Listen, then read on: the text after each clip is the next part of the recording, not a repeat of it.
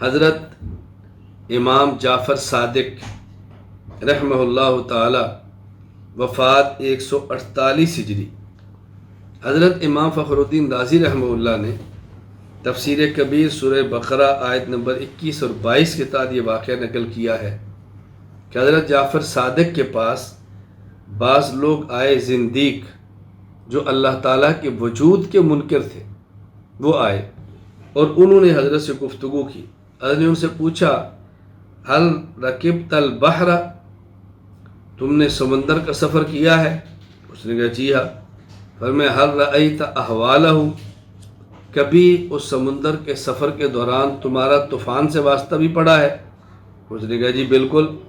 بل حاجت یومن ریاح ہائلہ فکسرت السفن وغرقت الملاحین، بالکل ایسے ہوا۔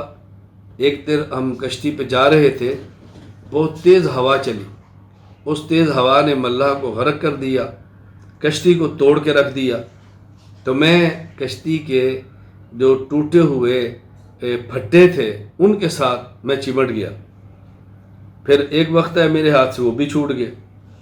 اب میں سمندر کی دریا کے موجوں کے حوالے تھا، یہاں تک کہ ان موجوں نے مجھے سمندر کے ساحل پر پھینک دیا اور میں بچ گیا۔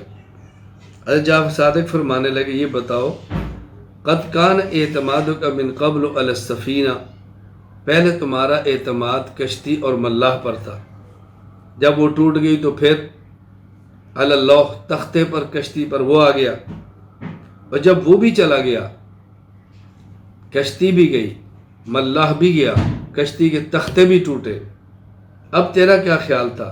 تو مر جائے گا؟ کچھ رمق تھی؟ اس نے کہا جی مجھے آس اور امید تو تھی، میں پھر بھی بچ جاؤں گا۔ فرمایا اب تجھے امید کس بات کی تھی؟ بتا، کیا تو نے خود کو ہلاکت کے سپرد کر دیا یا امید بھی تھی؟ کہا جی امید کا۔ اب امید کس بات کی تھی؟ وہ خاموش ہو گیا۔ حضرت جعفر صادق فرمانے لگے، ان الصانع هو الذي كنت ترجوه في ذلك الوقت وهو الذي انجاك من الغرق فاسلم الرجل على يدي۔